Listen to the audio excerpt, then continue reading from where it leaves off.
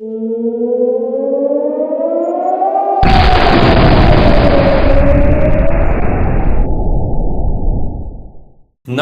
दोस्तों, 30 अक्टूबर 1909 जब भारत के लोग अपनी आज़ादी के लिए संघर्ष कर रहे थे तो बॉम्बे की एक पेरिस फैमिली में एक बालक का जन्म होता है जिसका नाम पड़ता है होमी जहांगीर भाभा। इनके पिता का नाम था जहांगीर होमोस जी भाभा जो कि एक लॉयर थे और इनकी माता का नाम था मेहरबाई। होमी जहांगीर भाभा का नाम इनके दादा होमोस जी भाभा के नाम पर रखा गया था जो कि मैसूर में इंस्पेक्टर जनरल ऑफ एजुकेशन थे। इनकी बुआ का नाम भी मेहरबाई था जिनका विवाह जमशेद जी नुसरवान जी टाटा के बड़े बेटे दोराब टाटा के साथ हुआ था जो कि उस टाइम भारत के टॉप इंडस्ट्रियलिस्ट में आते थे। इन सब बातों से इतना तो पता लग जाता है कि होमी जहांगीर भाभा ने एक अल्ट्रा रिच फैमिली में जन्म लिया था। भाभा अपनी स्कूलिंग बॉम्बे के cathedral and John Connon school से करते हैं और यहीं से साइंस के प्रति उनका प्यार बढ़ने लगता है। बाद में इस बात का जिक्र वो अपने एक लेटर में भी करते हैं। आगे की पढ़ाई मुंबई के एल्फिंस्टोन कॉलेज और रॉयल इंस्टीट्यूट ऑफ साइंस से पूरी करने के बाद 1927 को वो इंग्लैंड भेज दिए जाते हैं। उनके पिता और दोराब टाटा चाहते थे कि वो इंजीनियरिंग करने के बाद टाटा इंडस्ट्री को ज्वाइन करें और इसीलिए उनका एडमिशन कैम्ब्रिज के गॉनविले एंड कैसियस कॉलेज की मैकेनिकल इंजीनियरिंग की ब्रांच में करवा दिया जाता है। अपने पिता की बात मानकर जहांगीर भाभा इंजीनियरिंग तो कर रहे थे लेकिन उनका मन साइंस में ही लगा रहता था। 3 साल पढ़ाई करने के बाद एक दिन अचानक उनका दिमाग घूम जाता है और वो अपने पिता को एक लेटर लिख देते हैं जिसमें वो बोलते हैं कि ये बिजनेस और इंजीनियरिंग की जॉब उनके लिए नहीं है, ये उनके नेचर और ओपिनियन से बिल्कुल अलग है। इस लेटर में वो अपने पिता को खूब समझाने की कोशिश करते हैं कि उनकी लाइफ फिजिक्स है और उनको पता है कि वो फिजिक्स में आगे और अच्छा कर सकते हैं। एक दूसरे लेटर में वो कहते हैं कि वो फिजिक्स पढ़ने की इच्छा से तड़प रहे हैं और यही उनका एम्बिशन है। आगे वो ये भी लिखते हैं कि उनकी कोई इच्छा नहीं है कि वो एक सक्सेसफुल आदमी बने या फिर किसी कंपनी के मालिक बने। उनकी इन सब बातों से पता चलता है कि कितना प्यार करते थे वो फिजिक्स से और कितना डेडिकेशन था उनके अंदर इसको लेकर। लास्ट में उनके पिता उनकी बात मान लेते हैं लेकिन एक शर्त रख देते हैं कि पहले वो अपनी मैकेनिकल इंजीनियरिंग की पढ़ाई ख़त्म करेंगे, उसके बाद ही वो साइंस परस्यू कर सकते हैं। शुरुआत में उनका इंटरेस्ट थ्योरेटिकल फिजिक्स में रहता है जिसमें भी मेनली कॉस्मिक रेज और पॉजिट्रॉन थ्योरी में उनकी दिलचस्पी ज़्यादा रहती है। एच.जे. भाभा ने यूनिवर्सिटी ऑफ कैम्ब्रिज से अपनी पीएचडी की डिग्री हासिल की थी। कैम्ब्रिज में रहते हुए ही भाभा ने काफ़ी कुछ कंट्रीब्यूट किया था जैसे रिलेटिविस्टिक एक्सचेंज स्कैटरिंग जिसे भाभा स्कैटरिंग के नाम से जाना जाता है। अगर हम आसान भाषा में समझें तो जब इलेक्ट्रॉन और पॉजिट्रॉन किसी इलेक्ट्रोमैग्नेटिक फोर्स के प्रभाव में आते हैं तो एक दूसरे से इंटरेक्ट हो जाते हैं और इस इंटरेक्शन से एनर्जी प्रोड्यूस होती है या फिर ये अपनी डायरेक्शन को चेंज कर लेते हैं। सन 1918 तक ये पता लग चुका था कि पृथ्वी के आउटर एटमॉस्फेयर में एक स्ट्रॉन्ग लेवल का रेडिएशन है और रॉबर्ट मिल्टन ने सबसे पहले बताया कि इस रेडिएशन का ओरिजिन किसी आउटर स्पेस से है और इसका नाम दिया कॉस्मिक रेडिएशन। कॉस्मिक का मतलब होता है समथिंग बिलोंग्स टू यूनिवर्स और आउटर स्पेस। 1930 तक ये क्लियर हो गया था कि ये रेडिएशन स्ट्रॉन्ग तो है लेकिन पैचेस के रूप में होता है और जल्द ही डाई आउट हो जाता है। भाभा ने जर्मन साइंटिस्ट डब्ल्यू हिटलर के साथ मिलकर पहली बार ये बताया कि ये रेडिएशन कैसे होता है, मतलब उन्होंने इसका प्रोसेस समझाया। उन्होंने बताया कि हाई एनर्जी चार्ज पार्टिकल्स किसी आउटर स्पेस से आते हैं और पृथ्वी के आउटर एटमॉस्फेयर में मौजूद एटम्स को हिट करते हैं जिसकी वजह से उस एटम्स का नाभिकीय विखंडन हो जाता है और नंबर्स ऑफ दूसरे हाई एनर्जी पार्टिकल्स क्रिएट हो जाते हैं। ये पार्टिकल्स अपने आसपास मौजूद दूसरे एटम से टकराते हैं और उनका नाभिकीय विखंडन कर देते हैं जिससे दूसरे हाई एनर्जी पार्टिकल्स क्रिएट होते हैं और एक चेन रिएक्शन स्टार्ट हो जाता है और तब तक होता है जब तक कि लास्ट पार्टिकल के पास सफिशिएंट एनर्जी नहीं बचती है कि वो दूसरे एटम का नाभिकीय विखंडन कर पाए। ये कुछ उसी प्रकार होता है जैसे शॉवर से पानी गिरता है, इसीलिए इसे एयर शॉवर भी बोलते हैं। सन 1939 में होमी जहांगीर भाभा छुट्टियां मनाने इंडिया आते हैं, लेकिन उसी टाइम वर्ल्ड वार 2 स्टार्ट हो जाता है और उनको अपना प्लान चेंज करना पड़ जाता है। अपनी रिसर्च को और आगे बढ़ाने के लिए वो बेंगलुरु में इंडियन इंस्टीट्यूट ऑफ साइंस को ज्वाइन कर लेते हैं, जहां पर उनके लिए अलग से एक रीडरशिप बनाई जाती है ताकि वो थ्योरेटिकल साइंस को स्टडी कर सकें। वहां पर वो प्रोफेसर सीवी रमन से मिलते हैं। सीवी रमन भाभा से काफ़ी ज़्यादा प्रभावित थे। बेंगलुरु में रहते हुए उन्होंने ये रियलाइज़ किया कि इंडिया में उस टाइम कोई ऐसा इंस्टीट्यूट नहीं था जो फिजिक्स में डीप लेवल स्टडी और प्रैक्टिकल करने के लिए एक तगड़ा इंफ्रास्ट्रक्चर प्रोवाइड करता हो। उनको लगने लगा था कि इंडिया को एक वर्ल्ड क्लास रिसर्च इंस्टीट्यूट की ज़रूरत है, जिसको डेवलप करने के लिए काफ़ी फंड चाहिए था। और मार्च 1944 में वो टाटा ट्रस्ट को एक लेटर लिख देते हैं, जिसमें वो बताते हैं कि इंडिया को एक वर्ल्ड लेवल रिसर्च इंस्टीट्यूट की ज़रूरत है। वो ये भी बताते हैं कि जब इंडिया न्यूक्लियर पावर डेवलप कर लेगा तो इसे किसी दूसरे देश के एक्सपर्ट्स की तरफ नहीं देखना पड़ेगा, वो अपने देश में ही अवेलेबल होंगे। मई 1945 में टाटा ट्रस्ट इस प्रपोजल को मान लेता है और बॉम्बे गवर्नमेंट के कोऑपरेशन के साथ इंडियन इंस्टीट्यूट ऑफ साइंस में कॉस्मिक रे की एक अलग यूनिट बना दी जाती है, जिसका नाम रखा जाता है Tata institute of fundamental research. Bhabha इस इंस्टीट्यूट के डायरेक्टर होते हैं। फाइनेंशियल ईयर 1945-1946 के लिए 80,000 रुपीज़ का बजट पास होता है, जिसमें 45,000 टाटा ट्रस्ट देता है, 25,000 बॉम्बे गवर्नमेंट देती है और 10,000 rupees council of scientific and industrial research की तरफ से दिए जाते हैं। दोराबजी टाटा की तरफ से एडिशनल 50,000 रुपीज़ कॉस्मिक रे यूनिट के इक्विपमेंट खरीदने के लिए दिए जाते हैं। 19 दिसंबर 1945 को Tata institute for fundamental research को बेंगलुरु से मुंबई शिफ्ट कर दिया जाता है, क्योंकि इसको एक्सपैंड करने के लिए काफ़ी जगह की ज़रूरत थी। अब क्योंकि ये इंस्टीट्यूट बॉम्बे गवर्नमेंट के कोऑपरेशन से बनाया गया था, तो इसे बॉम्बे शिफ्ट कर दिया जाता है। इंस्टीट्यूट तेज़ी से ग्रो कर रहा था। इसे कई सारे ब्रिलियंट माइंड्स ने ज्वाइन किया था, जैसे कि चंद्रशेखरन, आर डेनियल और बीवी श्रीकांतन। एक तरफ जहां TIFR तेज़ी से ग्रो कर रहा था, टाइम आ गया था कि रिसर्च एंड प्रैक्टिकल्स को जो इंस्टीट्यूट में किए जाते थे उनको ज़मीनी रूप दिया जाए। इसके लिए ज़रूरत थी ज़्यादा फंड्स और गवर्नमेंट के सपोर्ट की, और न्यूक्लियर रिसर्च से रिलेटेड इंटरनेशनल इश्यूज से डील करने के लिए भी सरकार की ज़रूरत होती थी। क्योंकि इंडिया अब आज़ाद हो चुका था, इसीलिए 26 अप्रैल 1948 को भाभा ने भारत के प्रथम प्रधानमंत्री पंडित जवाहरलाल नेहरू को एक नोट लिखा, जिसमें उन्होंने बताया कि भारत को अब ज़रूरत है कि इस प्रोग्राम को नेशनलाइज किया जाए और एक एटॉमिक एनर्जी कमीशन का गठन किया जाए, ताकि एक फोकस्ड रूप से देश के न्यूक्लियर प्रोग्राम को आगे बढ़ाया जा सके। जब अमेरिका ने हिरोशिमा और नागासाकी में न्यूक्लियर बॉम्ब गिराया था, दुनिया उसी टाइम न्यूक्लियर पावर की ताकत को समझ गई थी। As a visionary leader Nehru ji देश के लिए न्यूक्लियर पावर की ज़रूरत को तुरंत समझ जाते हैं और एक लेजिस्लेशन लाकर एटॉमिक एनर्जी कमीशन का गठन कर दिया जाता है। अर्ली 1950 में Tata institute for fundamental research में न्यूक्लियर फिजिक्स पर रिसर्च शुरू हो जाता है, जिसके लिए 1 मिलियन वोल्ट का एक कैस्केड जनरेटर इंस्टॉल किया जाता है। कैस्केड जनरेटर का काम होता है हाई एनर्जी पार्टिकल्स को प्रोड्यूस करना, जिनको एक टारगेटेड मटेरियल के ऊपर डाला जाता है ताकि नाभिकीय विखंडन की प्रक्रिया को शुरू किया जा सके। 1950 तक Tata institute of fundamental research काफ़ी ज़्यादा ग्रो कर चुका होता है। ज़रूरत थी कि इसको रीलोकेट किया जाए। ये तीसरी बार था जब इसकी लोकेशन को चेंज किया जा रहा था। भाभा ने सोचा कि क्यों ना इसे एक परमानेंट लोकेशन पर चेंज कर दिया जाए, और इसके लिए वो गवर्नमेंट ऑफ डिफेंस की एक ज़मीन को सिलेक्ट करते हैं जो कि काफ़ी स्पेसियस थी और कोलाबे के सी फ्रंट पर थी, ताकि न्यूक्लियर रिसर्चेस को आसानी से कैरी आउट किया जा सके। इस इंस्टीट्यूट को डेवलप करने का काम अमेरिका की एक वेल नोन आर्किटेक्ट फर्म होला बर्डरूट एंड बर्गी को दिया जाता है, जिसका शिलान्यास खुद पंडित नेहरू करते हैं। TIFR में काम इतनी तेज़ी से चल रहा था कि सारे इक्विपमेंट्स को खुद डिजाइन और फैब्रिकेट किया जाने लगा था।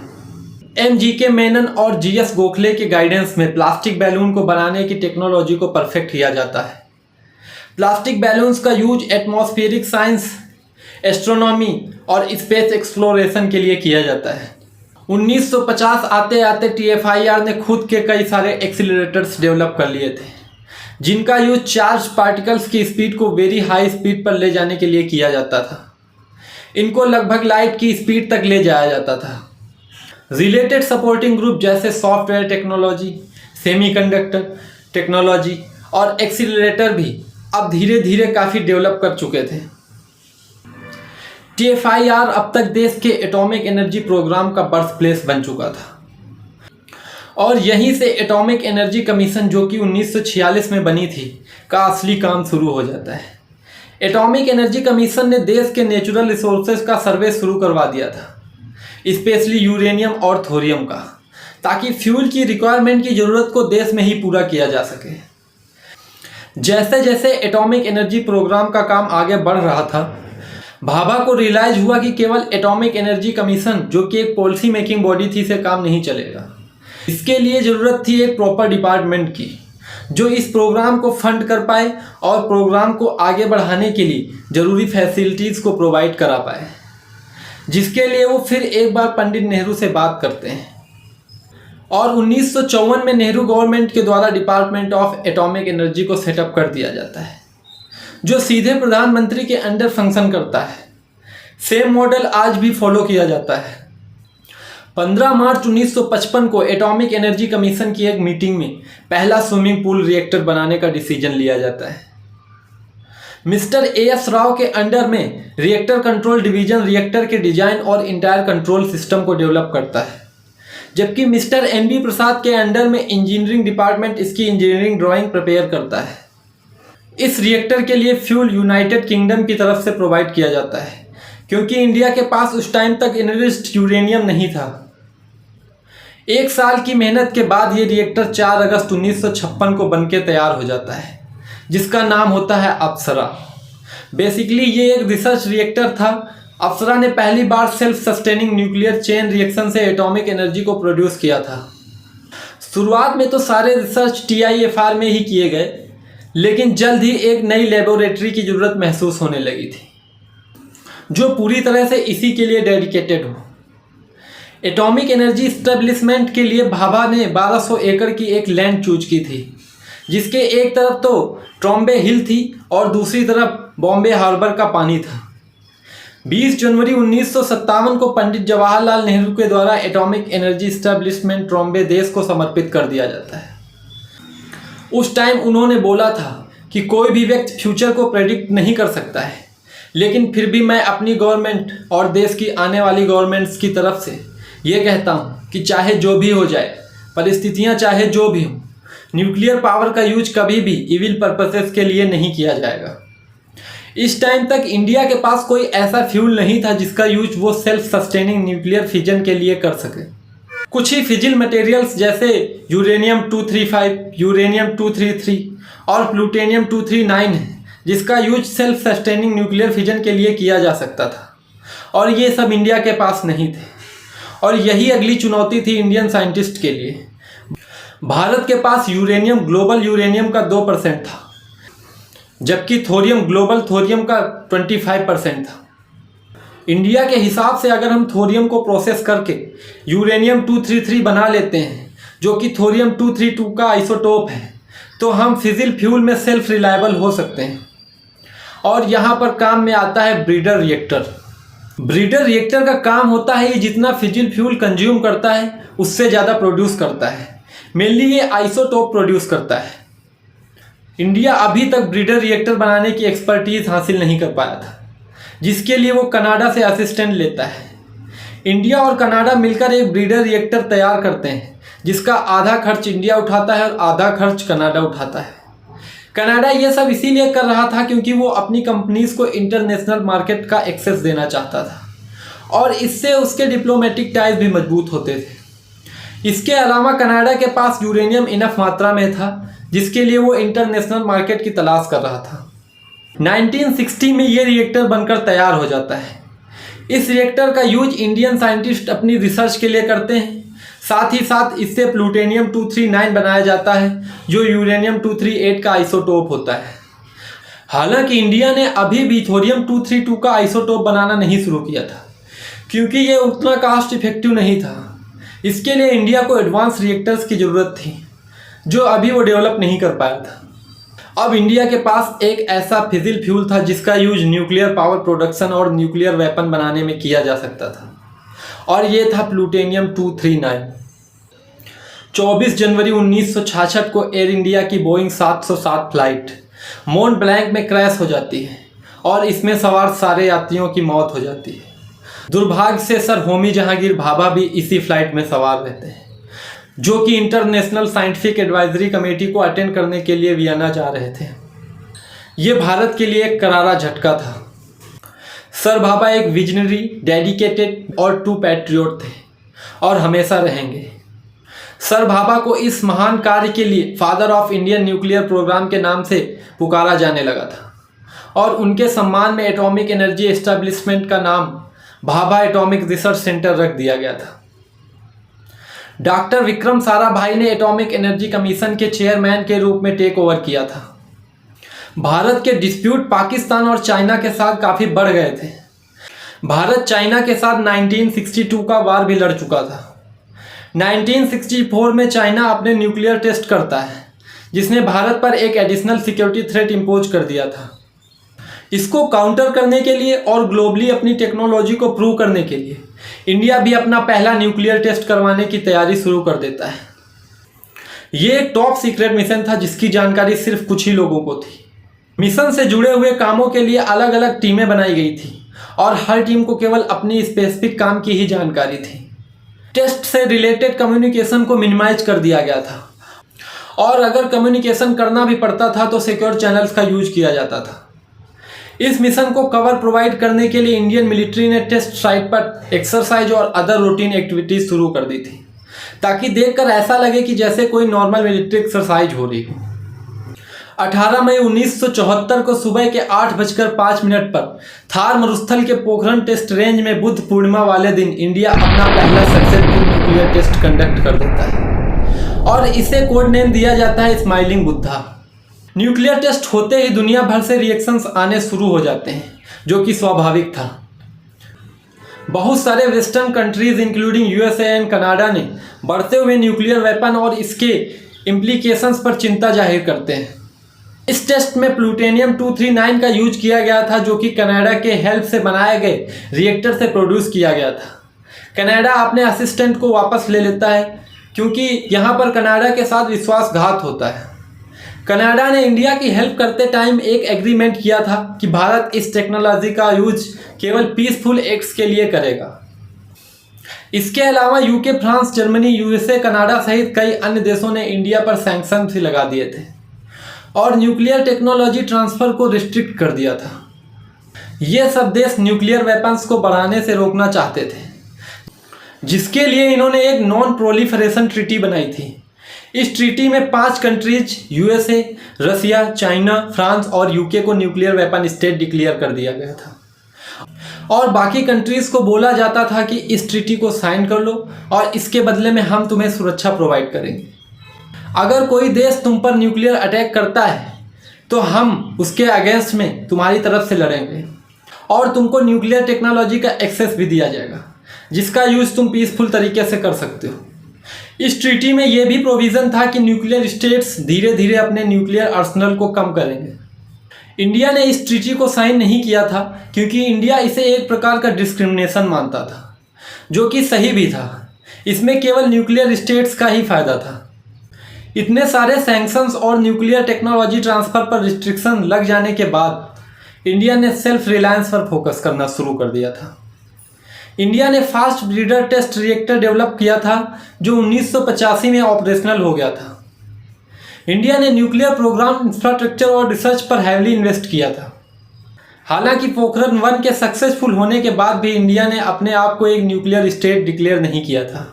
11 मई 1998 को इंडिया एक बार फिर थार डिजर्ट के पोखरण टेस्ट रेंज में 2 न्यूक्लियर टेस्ट करता है।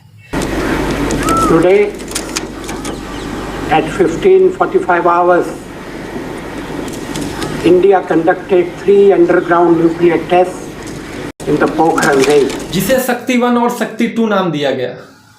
11 मई 1998 को ही इंडिया अपने आप को एक न्यूक्लियर स्टेट डिक्लेयर कर देता है।